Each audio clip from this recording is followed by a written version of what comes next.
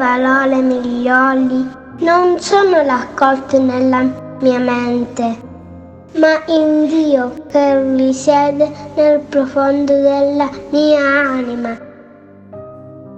Sono fortunato perché ho scoperto in me il sentimento dell'amore che è Dio che vive e opera in me.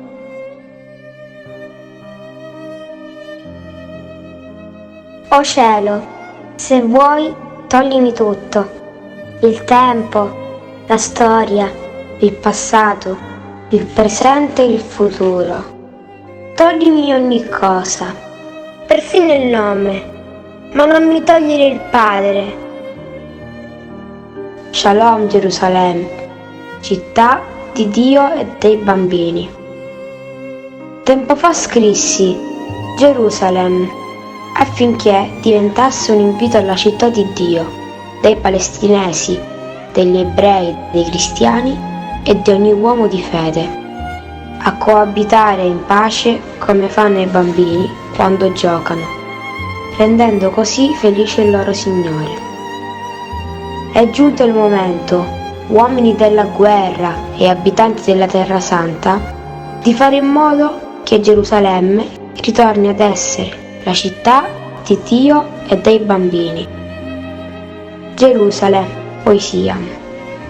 Santo, santo, cos'è sacro senza un sacramento? O Gerusalemme, città di Dio, mia dimora, casa di coloro che non di forza, ma d'amor si nutrono, e non di riti, ma di vezzeggiamenti e tenerezze. Torna fanciulla, Gerusalemme, ti diedi il mare per bagnarti nell'acqua salina, la luna per fissare il cielo, mentre io guardo te. Ti donai le stelle e la loro luce per non farti dimenticare di restare bambina, per giocare letizia, perché il cielo ha bisogno di te. Shalom Gerusalemme, città di Dio e dei bambini. Il bene è così influente da evocare Dio affinché si mostri. Viviamo tutti immersi nel mistero. Noi stessi siamo mistero ed è perciò che vogliamo capirci qualcosa di più dell'esistenza. Alle nostre domande, il più delle volte, non ci pervengono risposte esaurienti.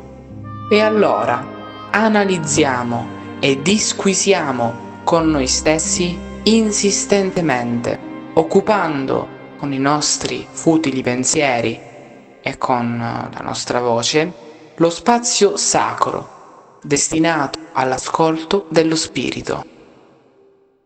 Se potessimo smettere di occupare il luogo dell'ascolto profondo con le nostre trattazioni e tacere, daremmo all'anima e al suo respiro, anch'essi voce sacra, il posto sufficiente per rivelarci la verità sull'esistenza. Solo a questo punto il Creatore sarà in grado di rispondere per noi. Se abbandoniamo l'attaccamento alle nostre azioni personali e ci dedichiamo al bene per noi stessi e per gli altri, produciamo una non aderenza alla nostra mente appena impariamo a compiere le azioni di Dio.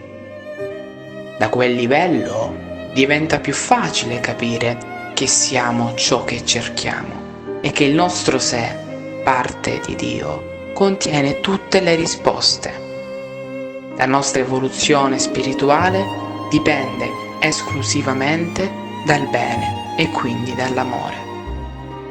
Dobbiamo fare di tutto affinché questo diventi così influente da evocare Dio, permettendogli di mostrarsi ai nostri occhi spirituali, di istruirci e di nutrirci con il suo respiro rivelatore di tutte le cose.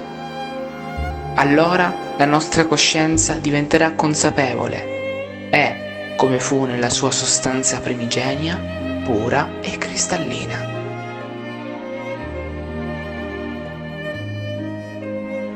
Mostratemi l'eterno, poesia. Sapienza, che risiedi nell'intimo del mio essere, fa della mia carne un tempio per la parola. Regno dell'angelo intermediario, rivela al devoto l'oggetto del suo culto. Terra intermedia che abbracci l'incomprensibile mondo e quello sensibile e che rendi manifesta la presenza di Dio a Dio stesso. Attraversa il mio essere. O sacri domini, reame di visioni e manifestazioni e di sostanza immateriale, dove chi osserva è osservato, mostrate a me l'eterno in accordo con la mia fede. E mentre rifletto nel lago divino, fate sì che il lago rifletta nei miei occhi.